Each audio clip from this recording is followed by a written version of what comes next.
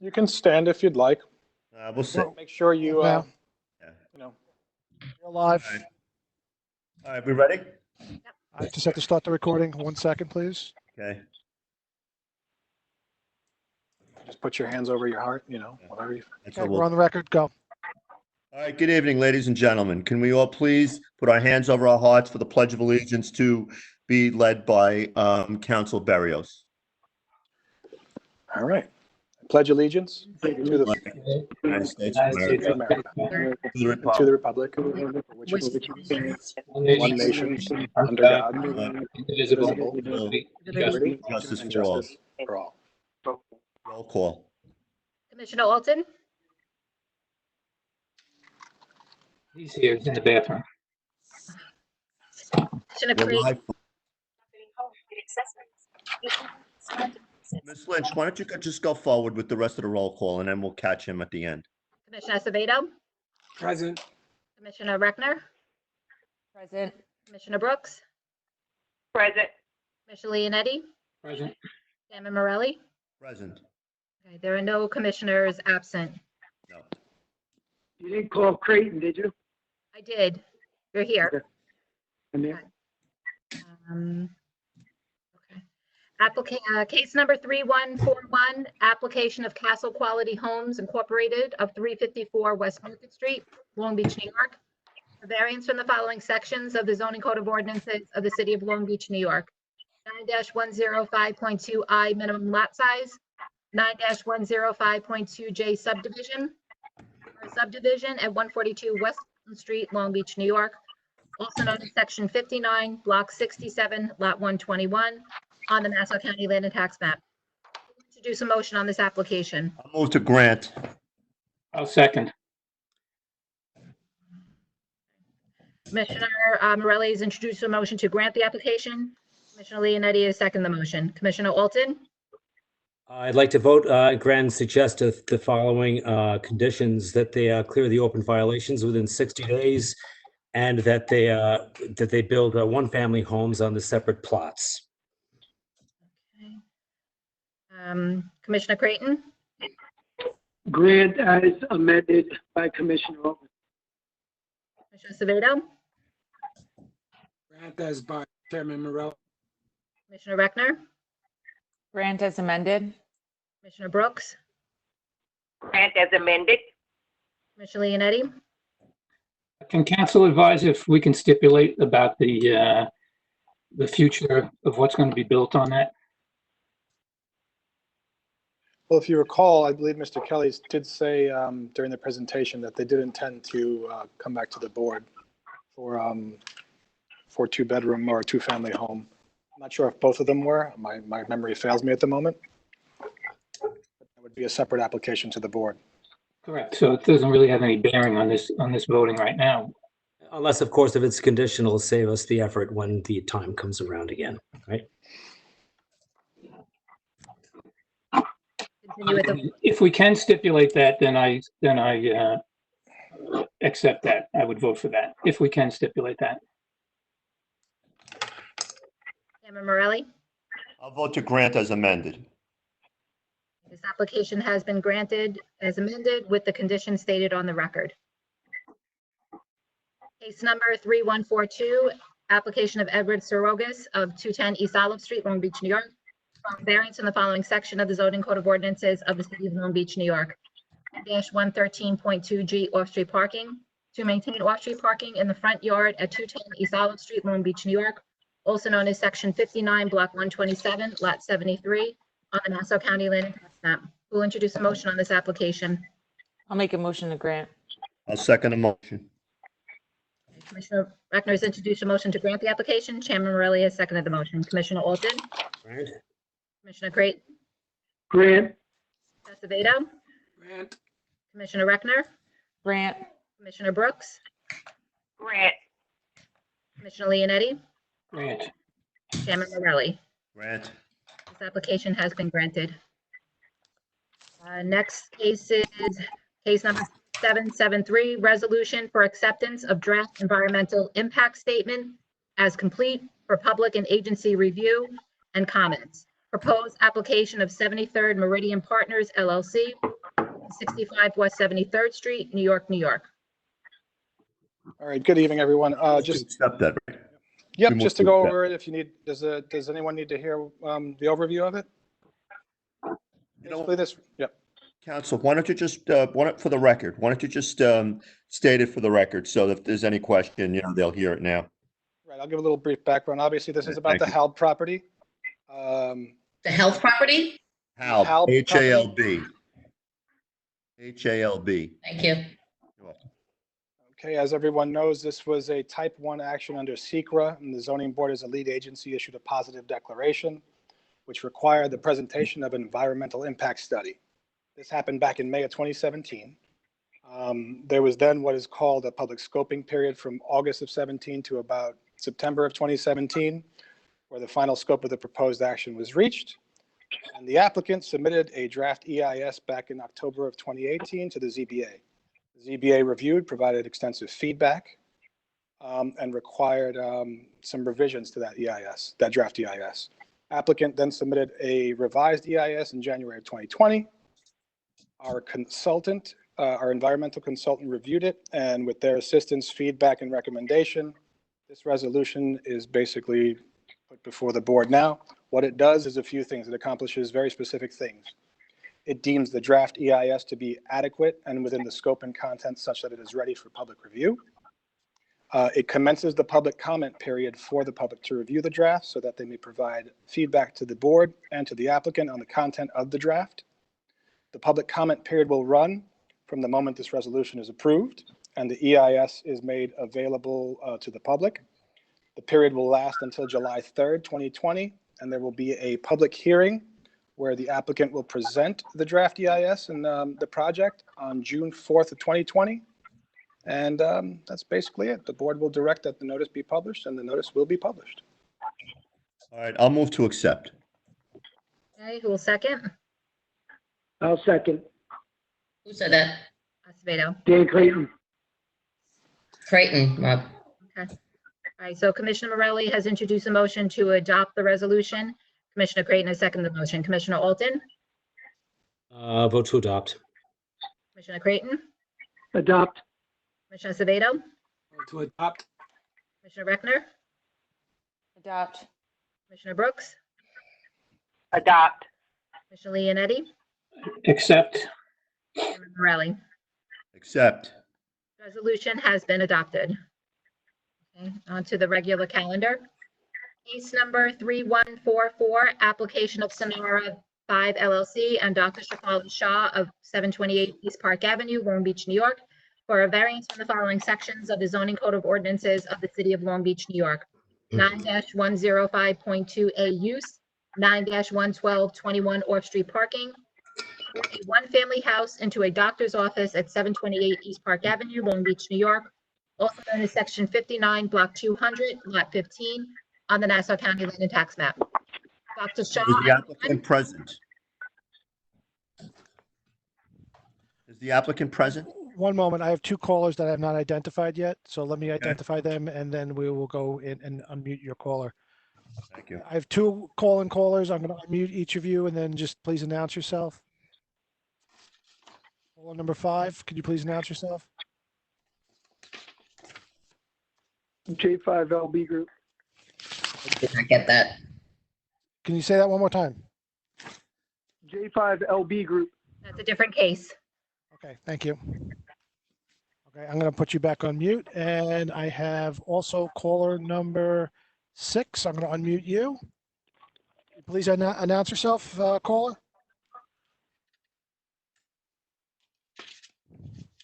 I have caller number 6. Somebody who called in through the phone.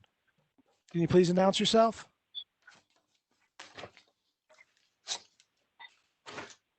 Okay, they must have themselves muted. We'll get back to them. All right. Is there anyone present is council present on this application? I believe. Is a presenter available on this application? What'd you say? I said, is there a presenter on this application? Because if there isn't, I'm going to adjourn it. Dr. Shaw's here. She's on. She's. Hold on one second. I'm getting Dr. Shaw. Dr. Shaw? Yes, I am here. Okay, there you go. Okay, good evening, Dr. Shaw. Hi, Okay, how are you? So we have, just I'm name okay. and address. Just state your name and address for the record, please. Dr. Shafali Shah. The office address is 728 East Park Avenue in Long Beach. All right. Dr. Shah, now you're here this evening for a variance to convert this one-family home into a doctor's office at the premises at 728. Now, because of the code obviously doesn't allow a doctor's office in the residency district nor a parking, situation. Now, where is your office presently located? Is your office on that block as it is? It is there. I am on Doctor's Row. Let me just give a bit of background about my situation so that you know. It's been operational as a doctor's office since the hurricane. So Okay. I am the only barrier island. I've been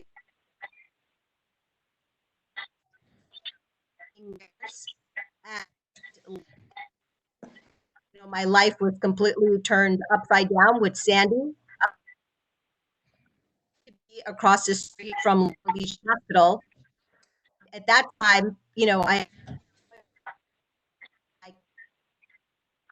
further north, but I stayed and I reached at 728 East Park Avenue, the address. Okay.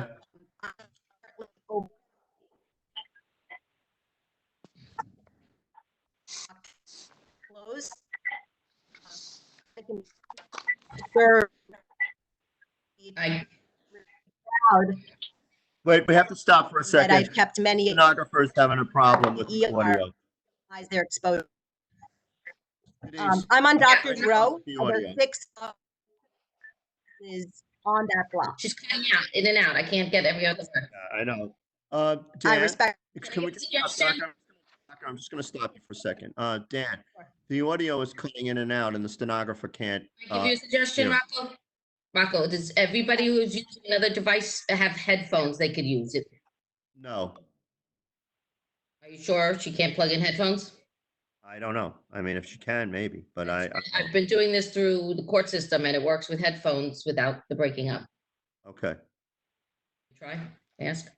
Doctor, do you have any headphones available that maybe you can try? All right, if not, just, you know what? Let's just proceed, and if we'll have to stop you if we can't get a good feed. Okay, go ahead. Let's continue. So you've been practicing at that address and you've been open, during the present time. And okay, please go ahead. Hello? Dan, we've lost Dr. Shah. She's still on. She's still listed as being on and her, In. Dan, can we do that? Can Dr. Shah call in? she can call in, the call-in number is listed on the invite that was sent. You just have to call So in I and enter in the meeting ID. that you, yeah, hello? Oh my gosh. Yeah, hi, we can hear you. I'm respectfully asking my application. Okay, so now, God. when you came before the board a couple of years ago, that application was for an office, right? For a practice office. What was the address of that location?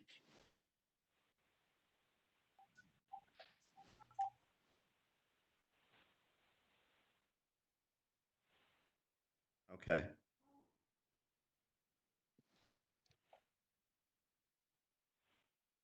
Yes, now we can hear you fine.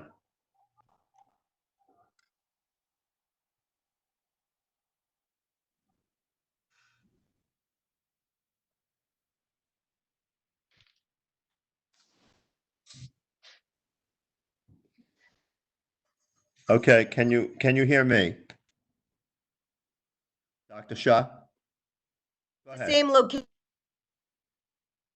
Okay, so I don't understand though. So, oh, okay. So this is not, okay. All right. So basically, I just wanted to go over this.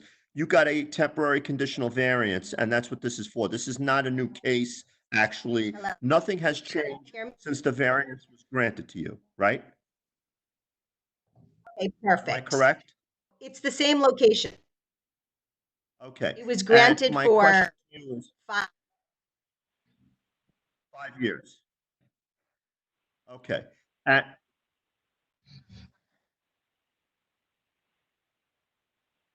you know, I'm asking permanent variance. for that. You know, in other words, let me just say, because you're cutting out, so maybe you could just say yes or no. Okay, my question to you is, it's the same practice, okay, the same hours, the same type of practice, same location. You were given a temporary conditional variance that ran for 5 years. You don't want to keep coming back every 5 years, basically. You want a variance that will run with the land now and run with the practice at this point, correct? I believe that that's what Dr. Shah is looking for.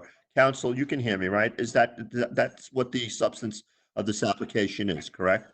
My understanding, yes, of the application is a permanent variance. Okay, all right. So Previous we have that conditions? clear. We have that clear. So this is the subject of a temporary conditional variance hearing. Let this record incorporate, counsel, the record of the past case number, which we can find out, and this record should incorporate the other record, the previous record, okay? Just to simplify that. I'm going to ask if there are any callers that are in favor of this application. Can we do that, or to see if there are any callers that are against this application? Can the host do that for us? Which other calls would be associated with this case? There is no other. Just want to get confirmation that there's anyone for or against this application.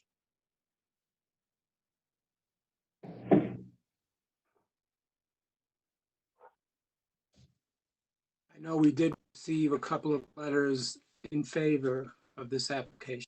Okay, Yeah, we received an Correct. email in favor. all right. Will this be stipulated only while her practice is existing at that location? Who's speaking? This is Dan Creighton, sorry. That's a good question, Commissioner Creighton. I believe the previous condition was that only Dr. Shah could own and operate the medical office, and it would expire when either the practice is sold or she no longer owns the property. Okay. All right, there's no one that's spoken it for or against it, am I correct? No, we received a letter in favor. Okay, if that's, so let the record show that there was a letter in favor. I'm going to move to grant because I don't see any point having to have this come up before us every 5 years, especially if there was already previously a condition stated in the past case that Dr. Shah would have to either practice, own the property to continue this variance. We're not talking about a retail space. We're talking about a professional space, somebody that's been in the community for quite a number of years. So at this point, I don't have a problem. I would move to grant. This is Commissioner Creighton. I would grant with the same condition. Her comments earlier today in support. We saw that. Yes. The board Thank you. received those. So case number 3144, application of Snarby LLC and Dr. Shafali Shah of 728 East Park Avenue, Long Beach, New York, for a variance in the following sections of the zoning code of ordinances of the city of Long Beach, New York. 9-105.2A use, 9-11221 off-street parking to convert a one-family house into a doctor's office at 728 East Park Avenue, Long Beach, New York, also known as Section 59, Block 200, Lot 15, on the Nassau County Land and Tax Map. Chairman Morelli has introduced a motion to grant with the condition that it's granted only when Dr. Shah owns the practice, owns the property, and operates the practice. Commissioner Creighton has seconded that motion. Commissioner Alton, Grant. Commissioner Creighton, Grant with conditions. Commissioner Acevedo, Grant. Commissioner Reckner, Grant with conditions. Commissioner Brooks, Grant with conditions. Commissioner Leonetti, Grant with condition. Chairman Morelli. Grant with conditions. This application has been granted with the conditions stated on the record. Okay, Dr. Shah, we can move on to the next case. All right, so I'm calling, next case is John Flynn. Dave, if you want to make him live, mute him. Case number 3145. Application of John Flynn of 18 Illinois Avenue, Long Beach, New York, for a variance from the following sections of the zoning code of ordinances of the city of Long Beach, New York. 9-105.19A use, 9-105.19C lot area, 9-105.19E front yard, 9-105.19F side yard, 9-105.19G rear yard, 9-105.19I density for a house elevation at 18 Illinois Avenue, Long Beach, New York, also known as Section 58, Block 103, Lot 22, on the Nassau County Land and Tax Map. Okay. Is there an applicant present or is the presenter available? No, the applicant is present. Okay. All right. So let's run through the let's run through the denial letter to keep this simple. Can you state your name and address, please, for the record? John Flynn, 18 Illinois Avenue, Long Beach, New York, 11561. Okay. So, Mr. Flynn, so we're talking about a home elevation, and basically you have an existing house. So in 9-105.19, that is already an existing situation, pre-existing. In 9-105.19C, the lot area is a minimum lot size of 40 by 100. You have an existing lot of 30 by 60. We can't change that. Third item, 9-105.19C, front yard. Now, the front yard code requires 20 feet. You're proposing a front yard of 1 foot. I'm assuming that that's a front yard of 1 foot because of the fabrication of a deck. Am I correct? There is a deck there. It's due to the enlargement of the deck. Okay. All right. We'll go through that in a minute. So we're going to revisit that in a second. All right. So now we're going to go to 9-105.19F side yard, and we're talking side yards 5 and 8. You're proposing a south side of 0 and a north side of 0. Are those side yards 0 because of landings and stairs or decks? Landings and stairs. Okay, fine. So we've got two items. Right, it's also the elevator, there's also an elevator being put on the side there too.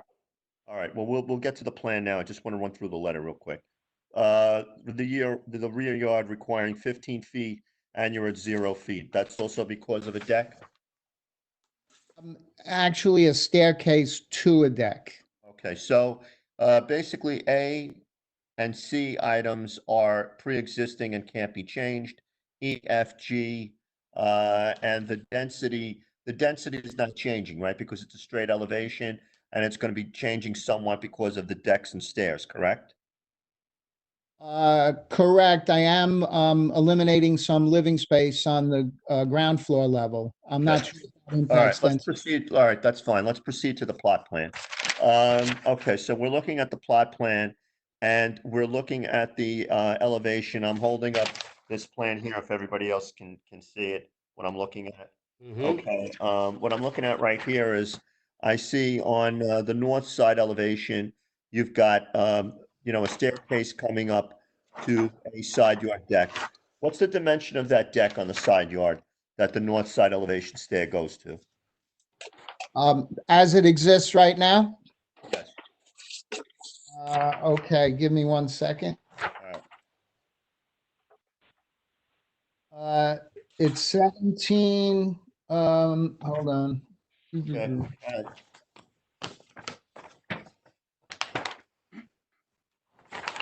By the way, is your architect here this evening or no? No, he's not. Okay. Okay.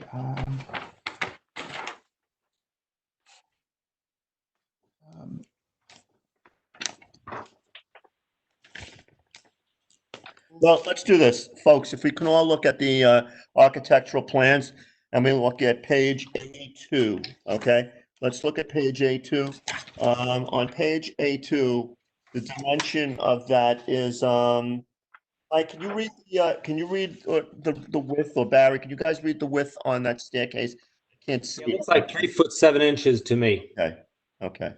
So that's about the minimum size that we'd be able to get away with a landing and a staircase coming up to that deck. Could you read what the length of that deck is? Now, so that deck actually extends on the north side of the house, and actually, there's another deck or another staircase that goes on to the rear of the house. And that deck, it looks like the dimension of that rear yard deck is, can anybody read that? Because it's kind of small. I can't see the print. 4 foot 4 inches wide. Okay. I'm sorry, 4.4, so 4 foot, 5 inches wide. The south side is approximately the same. Am I correct? A little bit narrower. It looks like 3 foot 7 inches. Okay, and that deck is continuous, right? That deck is entered by the front stairs on the south side of the house, and that deck continues along for about 7-11, 6-11. So let's say about 14, about 8, about. That's not a deck, actually. The stairs run from the rear toward the front of the house and access the decks at the front of the house. Oh, I see. Okay. That's a paved area that you were referring to that begins with 7 foot 11. Okay, I see. Now, let me ask you. Yep. Go ahead, Mr. Flynn. If you then wrap around the corner of the house at the rear Yeah. to the east, you walk all the way across until you hit a short staircase of 3 risers. And then it turns and it comes up to a deck on the north side of the house that provides access to the interior. And if you keep walking, you walk into the elevator. Right now, there is an existing very long platform in that location that is accessed from the front, but I'm eliminating those stairs from the front and I'm replacing them with these stairs from the rear. Okay, I see it. I'm looking at the folks, if you guys want to turn to the side view elevation A6, please. I think that shows it more clearly. Anybody have any questions on A6? Let's see. Barry, Mike, any of you guys? Dan? Wanda? No. Okay. No questions. Okay. I'm okay too. All right. Do any of members of the board have any questions? Because the height is within the code. So that's not an item that's up for voting. So let's concern ourselves now with the side and rear yard setbacks.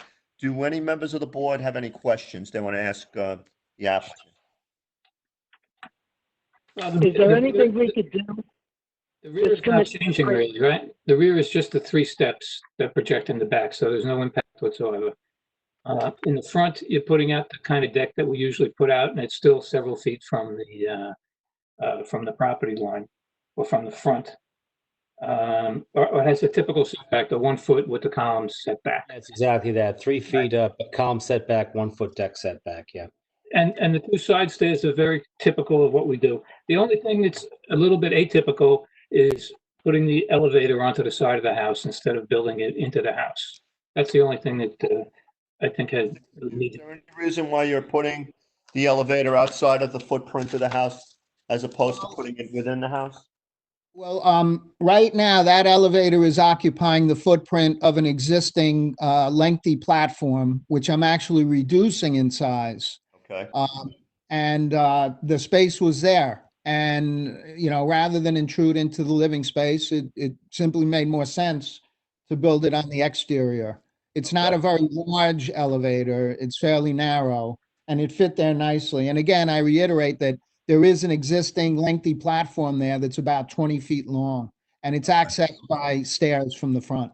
The only question I have is that does the elevator go to the 0 property line? I mean, staircases, we know, we've discussed that if there was ever a fire issue or something, you could just hack the staircase out of the way. But an elevator would be a whole different story. Does it go right to the 0 property line? The elevator enclosure, I'm not changing anything right now. The situation wouldn't change because the elevator is going where that masonry platform is.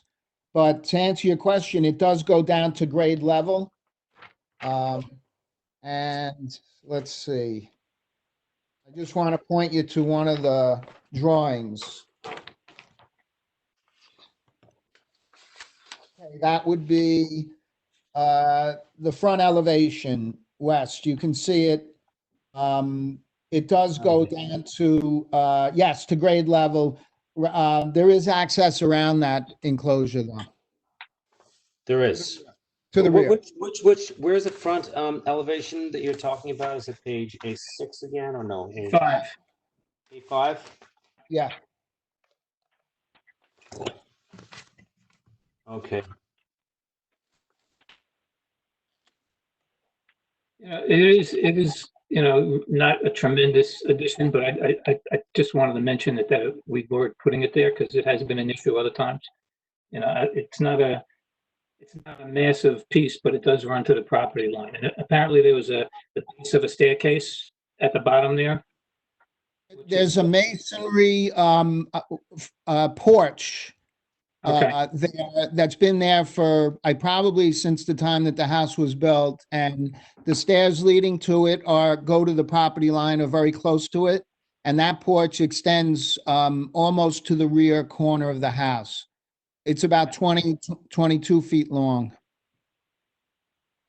So again, the situation isn't changing insofar as access to the rear. Mhm. But so the porch that you had is going to be, it's going to be much shorter what you're doing now. It's just going to be the depth of the elevator and the landing. Right. And eliminating the stairs from the front that access it. Right. I think I have photos in that bundle that I submitted to Robin Lynch. Yeah, I think there were photos. They're also numbered. You can see it in like photo number 2, photo number 3.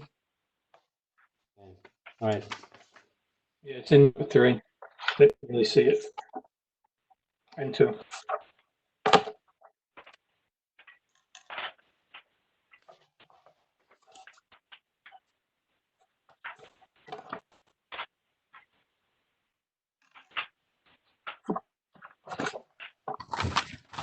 How does the neighbor on the left feel about it?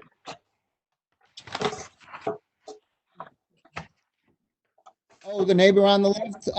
I haven't had any issues in this regard. They may be attending. I don't know. Is that house lifted already or not? It is. It's not the old style from 1930, but nor is it the new style that's been lifted. It's somewhat in between. It might have been, elevated in the 80s or something, is my guess. No, I guess so. It's not elevated. It's not FEMA compliant. Okay, so if she were to lift her house and she needed a staircase, is this going to prevent her from doing what you're doing? No, it wouldn't prevent her from building a staircase because she has, I guess she has the ability to go to the property line just like I did. So they'd be both in contact with each other then, side by side. Correct. Correct. Full contact. Okay. If they did it in the same place. Yeah. That's a little bit of a problem though, because that preempts the neighbor's choice in terms of. And we don't even know that it's going to change our house, but the point is that 0 to 0 is a little bit of a hazard. I mean, I don't care if the fire department has said that they could break through a staircase, but time is of the essence sometimes. And now if you've got 0 against 0, I don't think that that's a good idea. I think it's too much to ask masonry, not wood. I'm gonna have to break that down. I think this is masonry, not wood. Which is a significant change. It's very significant. Yeah. It is the existing condition though, too. Yes. I understand, but the existing conditions, the staircase, you could fly up and over. This is going to now complete the entire to the top of the house. Actually, you can't because there's no access to the rear from that elevated porch. It's an 8 or 9 foot drop, from the back of that porch, and there's a railing there now. So there's no, clear access to the rear on my side of the property line. All right.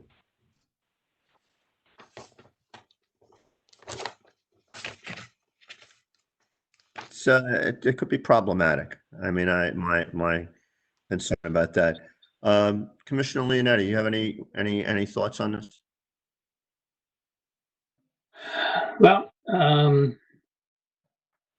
just the precedent of, again, putting an elevator on the side that goes to the lot line. That's the issue that I see. Commissioner Reckner, how do you feel about this? I mean, I can see that it can be a safety issue. I mean, maybe we can see if there's any other way that we could do it. And he's saying that you can get around as of now, but it does limit the neighbors. Yeah, Commissioner Brooks, Commissioner Acevedo. Yeah, how I see do you it folks?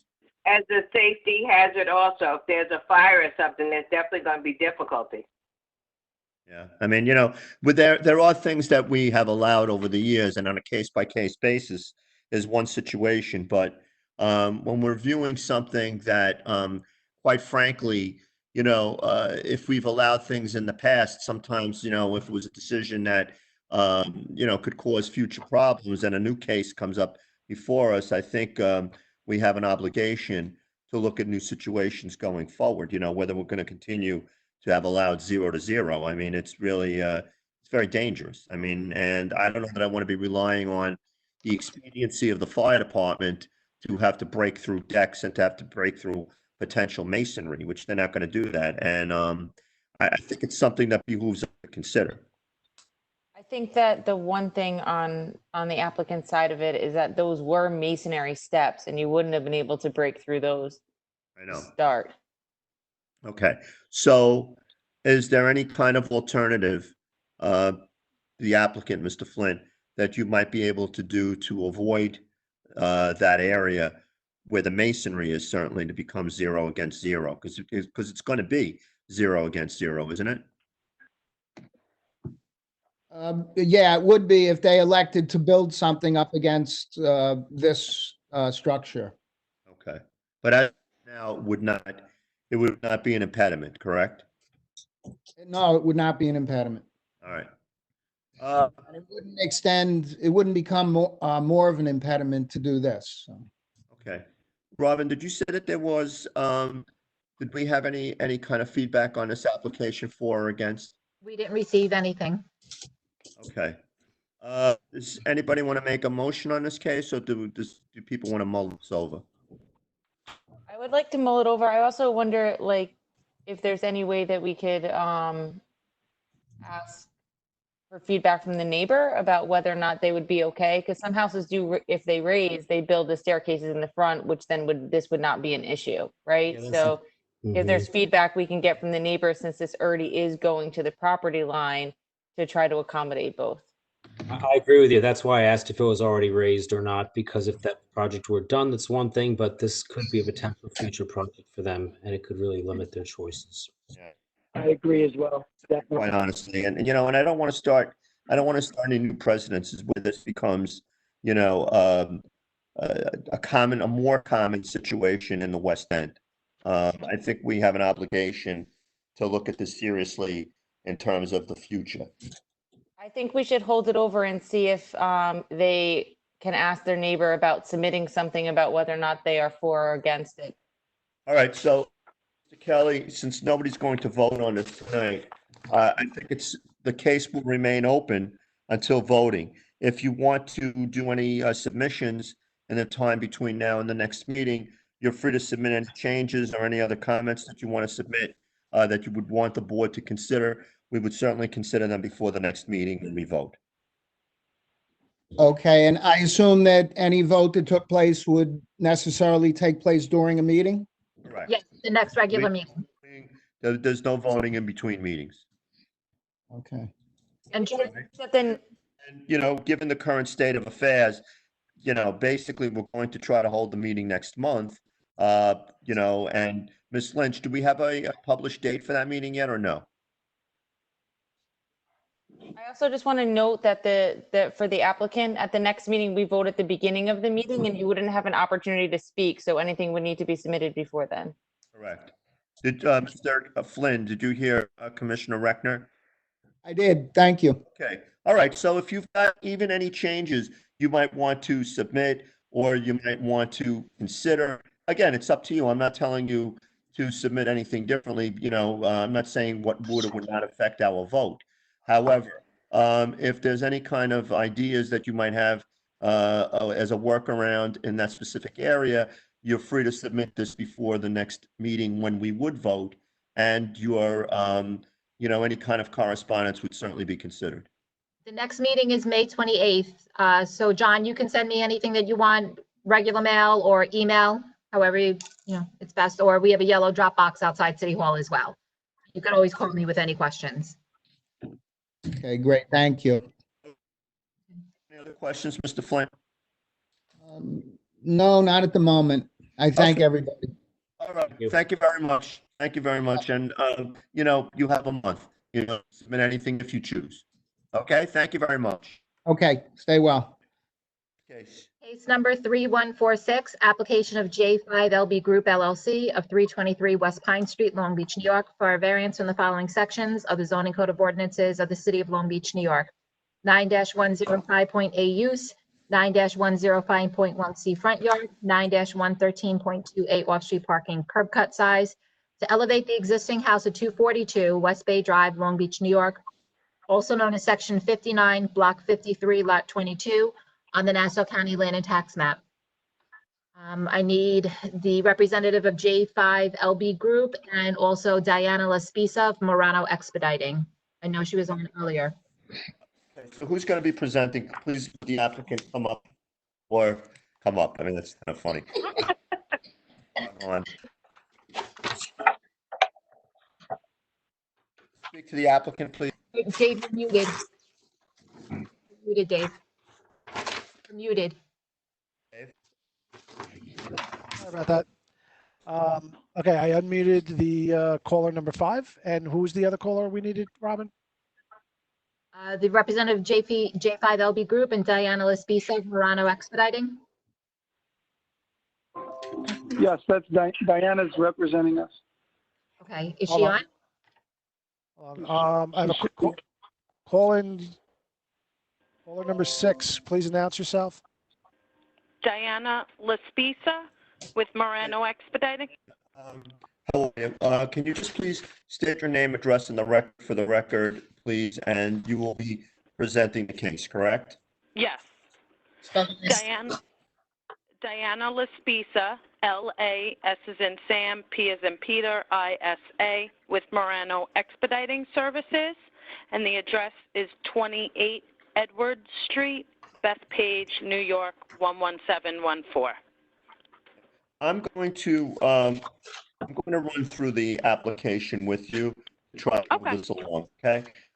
Sure. First question I have is, okay, so we'll address the items of the code. 105.1A, the use is a one-family house. You have an existing two-family residence. Do you know that is that a two-family residence that was granted by previous variance? Yes, it was, and we do. When that use was granted. Sure. Hold on one second. Let me just get We saw this case a few months ago, right, where it was a requested two-family and we gave it one. Isn't that correct? It was a different application. Initially, our application was to demolish a house and build a new two-family house. And the owners have since, yes, we have now decided to lift the house. So they're not demolishing the house anymore. The CO, hold on one second. Let me just get to the page. It's in, okay. So the variance was granted in 1962, October 31st of 1962, case number 45 on the CO. And I believe, I want to say it was pre-existing, though, initially. At this point, we just know that there is a legal two-family variance that was on record and granted for that property.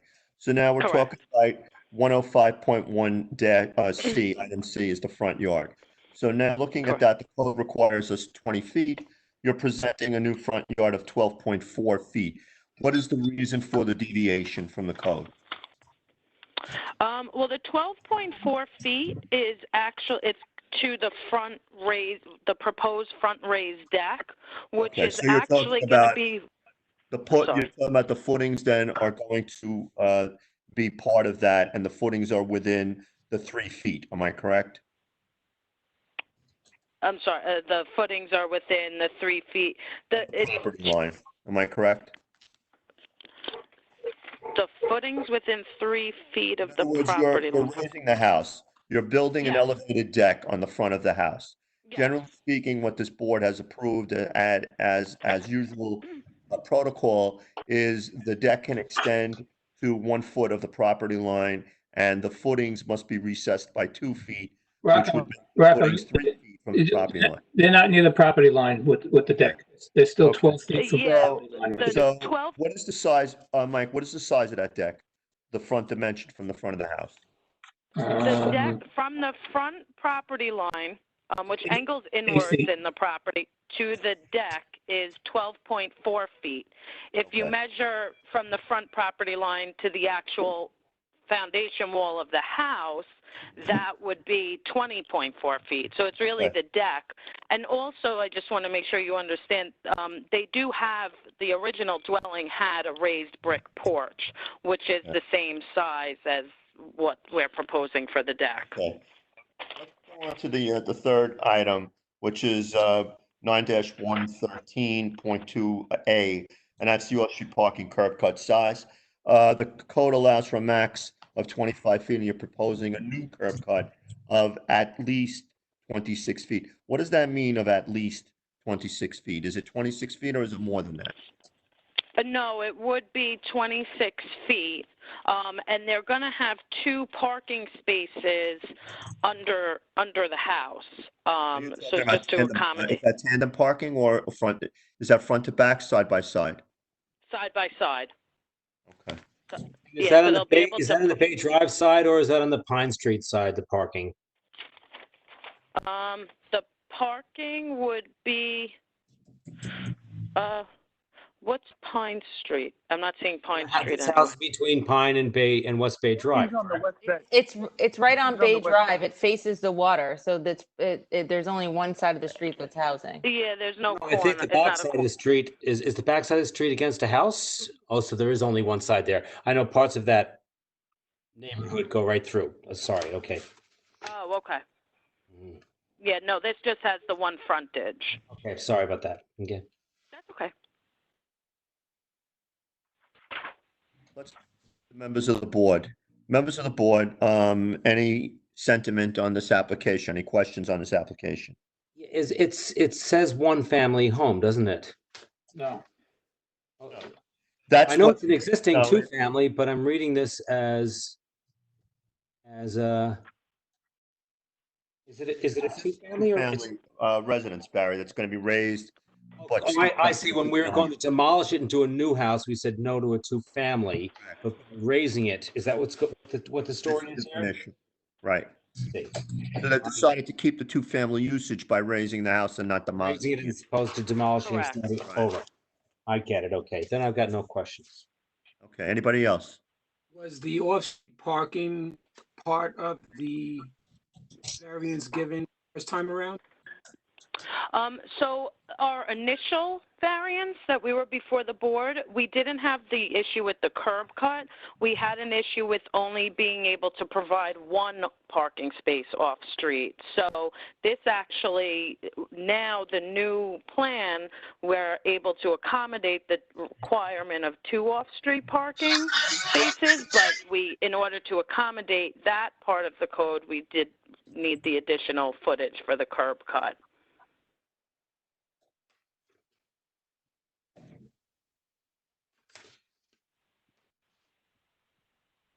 Okay, I didn't catch that last comment for some reason. My audio cut out. What was the end of that comment? So I don't know how much you heard of it, but our application back in, I think it was June of 2018 possibly, or 2019, the variance for off-street parking was for section 9-112.1, and that was because we were not able to provide 2 off-street parking spaces, which is required for a 2-family house. With our new plan, we can accommodate the 2 parking spaces off-street, but in order to do so, we need the relief for the additional width of the curb cut. But you wouldn't be asking, we could, if we approve it, we could fix it at 26 feet, not at least 26 feet. I'm sorry, say that again? I think you clarified earlier that you weren't looking for, quote, at least 26 feet. You're looking for 26 feet. Oh, yeah, sorry. I'm not sure why they had that in the denial. I just noticed that actually a little earlier when I was reviewing She's the breaking file. up, I can't hear her. I can hear her. I mean, she's just saying she's not sure why that was in the denial. Right. Okay, so I just wanted to clarify that. And so the only substantial thing that's being asked for here is to add the deck onto the house, which will still be more than 12 feet away from the property line. That's the only substantial issue here, I see. Which to me, I don't see a problem with. And it's it's the same footprint as the raised brick porch that's existing. It's just made of, different materials. So. And also, they're building the house to be FEMA compliant without asking for any height variance, which I like as well. Correct.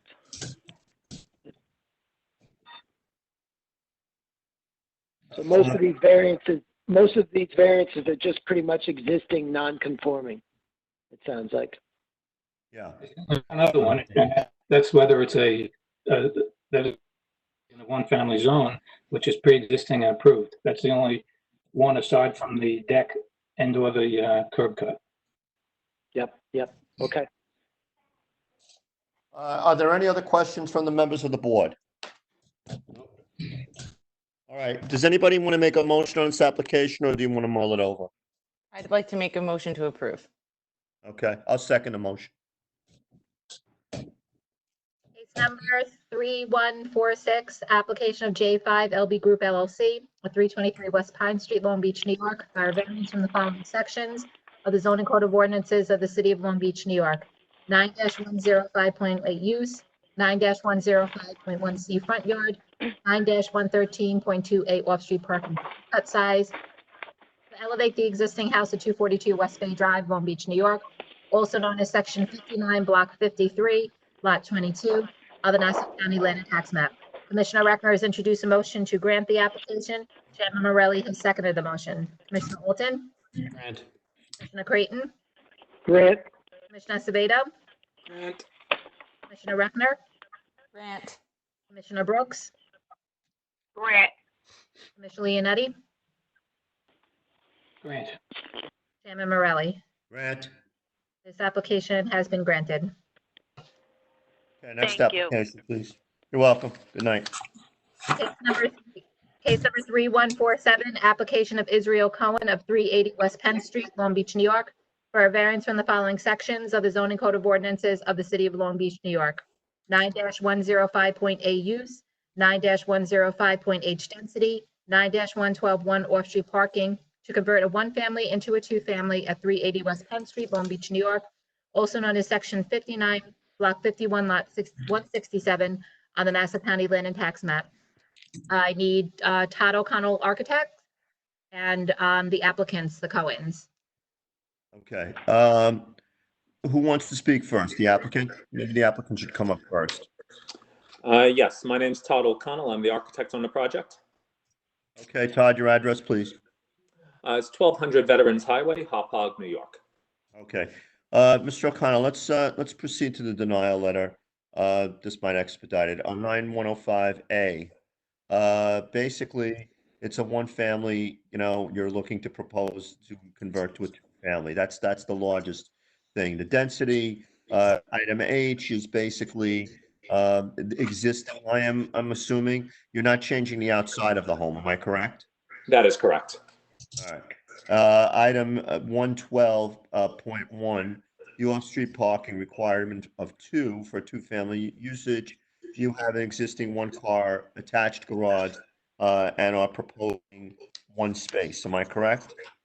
Well, I have a driveway space, and then I have one car garage, and I have the ability to provide additional parking if needed. All right, well, let me ask you, well, first of all, what's the lot size on this house? It's 50 by 100. Okay, and the parking space that you would be proposing, that would be as per code 9 by 20? That's correct. Okay. Let's proceed with the application now. So what is the reason that the applicant, how long has the applicant owned this house, first of all?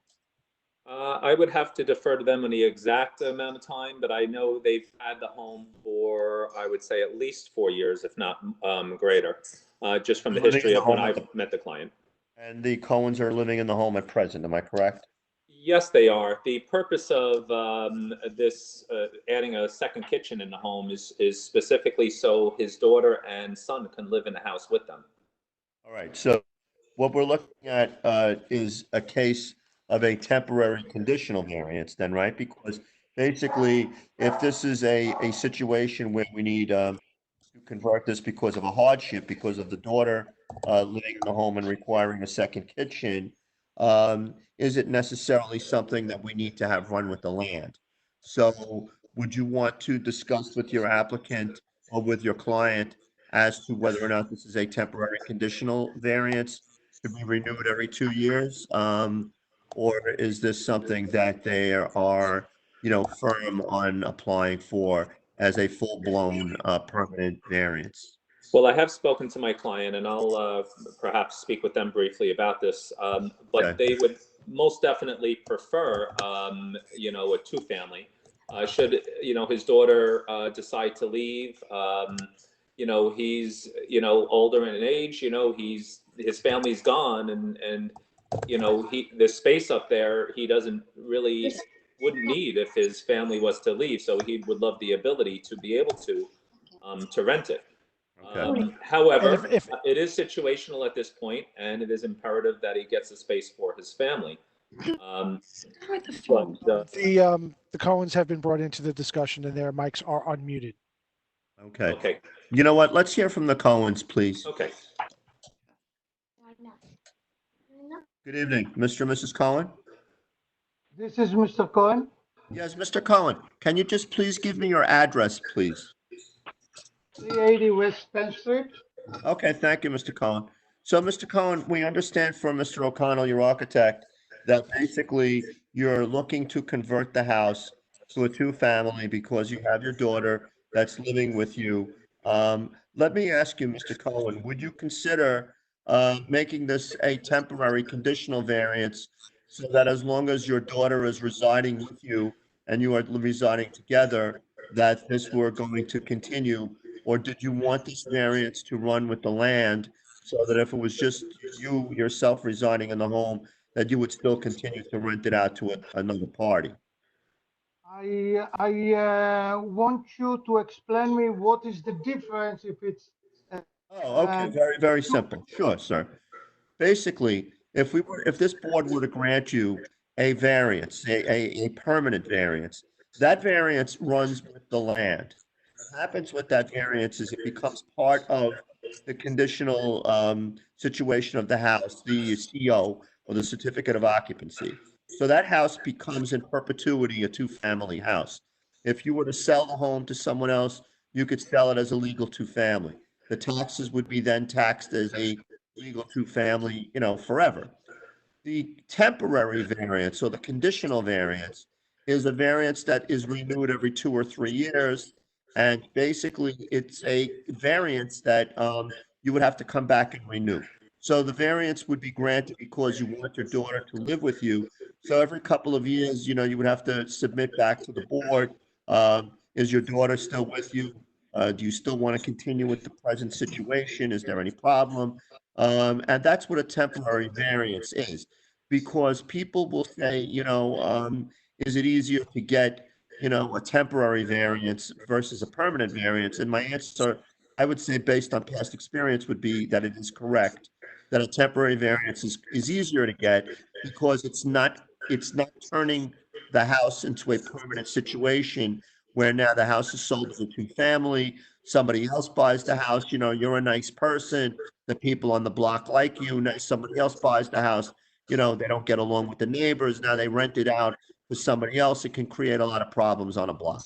So that's basically the difference between a temporary conditional variance and a permanent variance that runs with the land. I understand, but what happens if, I don't care if I get the temporary variance, but what happens if in 2 years,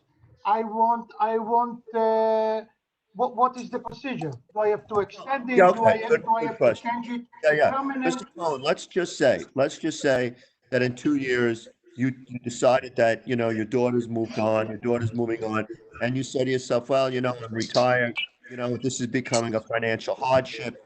I can't, swing the house by myself anymore. I don't want to maintain this by myself. It's too much.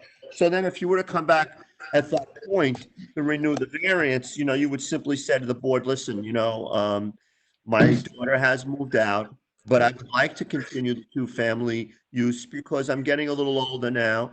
And it's a big expense, the taxes, everything else. And I would like to rent the house out because quite frankly, it's a financial hardship for me. I need the money. Maybe I want the company. I want somebody else in the house.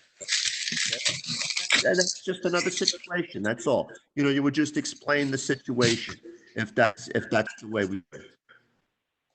Does that make sense? Do you understand what I'm saying?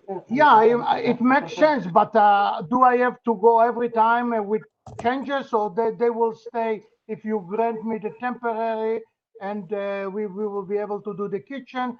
It will stay, and I don't have to go to extra expenses. I don't want to go to each application with I extra understand. changes. No, I understand. But the honest answer is that years ago, the protocol was no, that we could do it just by paper, in the house, in the zoning board, and we could basically just review it on paper and vote to extend it for another 2 years. But unfortunately, we had to change that protocol a couple of years ago because that really wasn't the proper protocol. So unfortunately now, we have to require people to come forward. As a matter of fact, if you were here, or I don't know if you could listen earlier, but the physician that was here before us had to come back to just maintain her medical office on Park Avenue because she had a conditional variance that she had to come back for. Yes, so the answer honestly would be yes, you would have to come back every couple of years and state the case. But again, if you feel that you just want us to vote, on a permanent application, Mr. Cohen, I'm not saying it would be rejected. I'm just saying that those are the options, and I just wanted to make sure that you understood, what you were applying for. And I wanted to make sure that you had all the choices that you felt comfortable with, okay? I So I have understood. I understood the two options, but Okay. the if I want to do, of course I want to do it permanent. But if the permanent would not be accepted, can I go to a temporary?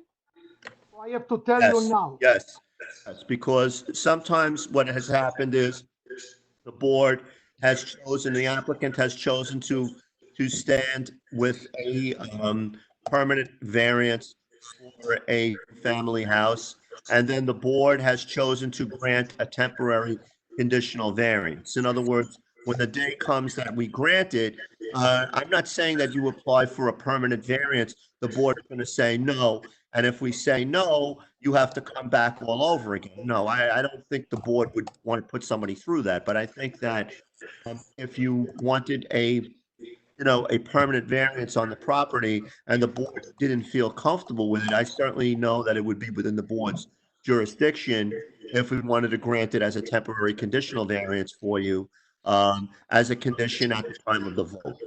You understand that, right? So I it would mean you'd have understand. to come back. I have a question. Yeah. So I was looking at the application. On the application, it states that you have come before the board for a variance previously. Can I ask you to speak a little bit about what variance you received and or did not receive, so we have a better understanding of what's going on?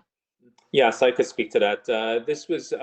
This home received a second floor addition, and it was a height variance. If you take a look at the grading on the property, and it sits up a little bit on a hill, and it was before the board just so we could build the second floor over the footprint.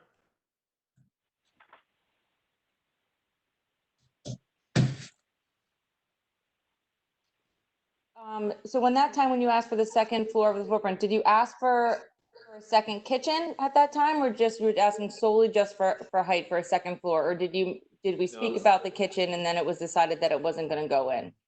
No, it was strictly to build a second floor because he was going to have his family and his daughter live with them, so he needed the additional space in the house. After it was built, his daughter wanted to live there with him in the house and felt that it was a necessity to put a second kitchen in.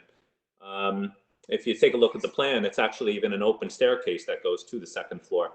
I'm just trying to think back correctly. I don't know if we can look up what that variance number was. I believe that there was also at that time documents submitted about live Airbnb listings for the property. No, I presented the case and there was no objections that I was aware of about any kind of listings of that sort. May I speak? The neighbor did send us ads showing Airbnb. From a while ago, before the first variance? Yeah, before first variance. Yeah, we saw them. Yeah, I didn't see them. I presented the case originally, and I didn't see any of that. we saw them. Yeah. Okay. Okay. Can't we? I remember, if I can, without getting into names, I do recall a Long Beach resident having a situation like this, and she simply asked for a second kitchen area with a sink. It wasn't necessarily a two-family. She just asked for that second kitchen for the period of time that her sister was living with her, if anybody can recall. What's wrong with that type of request? If it's a family member, I mean, keeping an open staircase, you're just looking for a separate little kitchenette with a sink, so she can have a refrigerator and sink there, right? That would be correct. Yeah. So, I mean, I don't see that as a two-family variance. I see that as just saying, I need a second kitchen for another family member for a period of time that we would have to come back and renew every few years.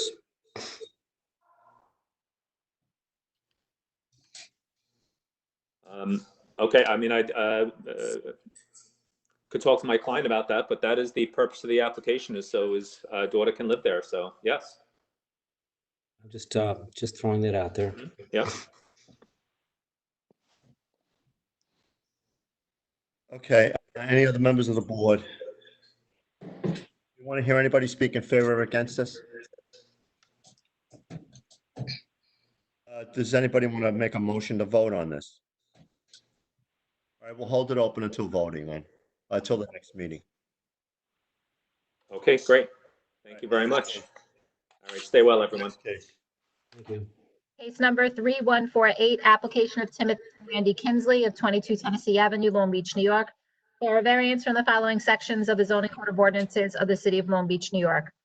9-105.19A use, 9-105.19C lot area, 9-105.19D building area, 9-105.19E front yard, 9-105.19F side yard, 9-105.19G rear yard, 9-105.19I density for new decks at 22 Tennessee Avenue, Long Beach, New York, also known as Section 59, Block 266, Lot 1 on the Nassau County Land and Tax Map. And we have Randy and Timothy Kinsley on and Howard Curtis. All right, who wants to do the presentation? The applicant or Mr. They just have to, Rocco, they just have to be unmuted. Dave, can you? Okay. Mr. Randy Kinsley has been unmuted. I do not see the other callers. Howard Curtis. Howard Curtis to do the presentation. All right, Mr. Curtis, give us your name and address for the record, please. Mr. Curtis, you're on. My address is 241 Lansdowne, Coral Place, New York, 11514. Okay, Mr. Curtis, let's run through this, the house on 22 Tennessee. This house was never the subject of a previous variance, was it? No, right? Mr. Curtis? Broke up on me. I didn't hear what you asked. I said, Mr. Curtis, I said this house I was didn't not. hear what you asked. It was broken up. I said again, I said this house was not the subject of a previous variance. Am I correct? Not that I'm aware of. All right, fine.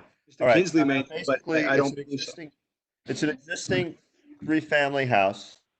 It's Yes. on a lot size of 40 by 60 existing. The code allows 40%. Your house is occupying 66.46%. You're not changing that, right? The building area is the same as it was? No, well, the area changes slightly because we're asking to extend the decks Okay. from a 3-foot front yard to a 1-foot front yard. So for approximately 40 square feet, a 20-foot Yeah, wide deck, 2 feet, All right, that we're builds us- changing. and it brings us to 105-19E. South yard, 5 by 8, and the south yard is existing at 4.12. You're not changing either of that with the decks? No, of these seven bullet points, 5 of them are pre-existing nonconformities. The only 2 that are really in the front yard and the building area. The code requires rear yard of 15 feet, and the existing is 1.37. That's not changing at all? That's what it was? Pre-existing. Okay. Pre-existing. And the three-family situation, you're not changing, am I correct? No. Okay. All In right, fact, let's Mr. go Kinsley on. now occupies one of the units. He uses it as his residence now. Let's go on to, let's go on to now discuss what you're looking to do in terms of the change in the construction of this house. Sure. So currently the home. Hello? Yeah, I'm listening. Okay. This home was elevated in 2013 to be FEMA compliant. Okay. So it's a story, it's a grade story for storage and as a garage. There are 2 living units on the first level and 1 living unit on the upper level. Mr. Kinsley occupies the upper level. What happens is in his use now of stairs, it's a little too small. So he Okay. wants to extend out about 8 feet by 22, the house, which eliminates Okay. the existing deck that's there. he So we're wants looking to build a new deck. Go ahead, I'm sorry. So he wants to build a new deck on the upper level forward of, stacked on the deck below. So now Okay. he'll have a double height front deck forward of the house, both having a 1-foot front yard. Similar Okay. to the houses that have been lifted or constructed after Sandy. Mr. Kinsley, as I say, did this in 2013 when the front yards were. Mr. Curtis, originally then, when the home was lifted in 13, basically, the extension was on 1 floor of the house. So what's happening right now is he's looking to construct that same extension on the 2nd floor of the house. Am I correct? Correct. Okay. So now where is the 3rd family usage in that house? There's 2 units on the mid-level and 1 unit on the upper level. Okay, so the upper level did not have this deck initially, correct? When the house was built in 13. It was over the addition, and now it's going to be, because we're building the addition, it's going to be forward of. Okay, and what's the addition They were going to staggered. What's the addition going to consist of? It's going to enlarge his living area, his living room, dining space. Okay, I understand. One Any big members open of the great board room. have any questions? Dan, Mike, Erica, Rick, Esteban, anyone have any questions? I'm seeing the columns 3 feet back and 1 foot off the property line for the decks. Yeah, the columns pre-exist. All right, is there anyone who is in favor, Dave, is there anyone who in favor or against this application who wants to be heard? There are a Dave, couple muted. that are- Yeah, do we know, does anybody know, do we have anyone who wants to speak on the application? There were letters that were submitted. Do you want to, Erica, do you want to just read, do you want to just tell us what they are into the, just? There was a few that were against due to the size of the property already. Okay. It's already a very large house in that neighborhood, and it's 3-family, which is already above the norm for that neighborhood. Okay, but none of those people are present, right? I don't know if we can get in touch. Robin, can we speak to Dave to find out if any of those people have called in or if they're on the line? No, only the applicants for all the cases are All on. right, well, all right, that being the case, then I wanna hold this vote till the next meeting. You know, Okay? we're not Are really. you okay with that? I wanna hold the vote. I'm not prepared to vote on this. Okay. Okay? I'll All call the right, next so, Mr. Curtis, the case will remain open until the next meeting. Are we required to be at the next meeting? No. No. No. Okay, just for voting. The secretary will notice you. You want to just have a little more time to look at it. Correct. Okay. Yeah, because it looks like there was some questions a couple of board members raised.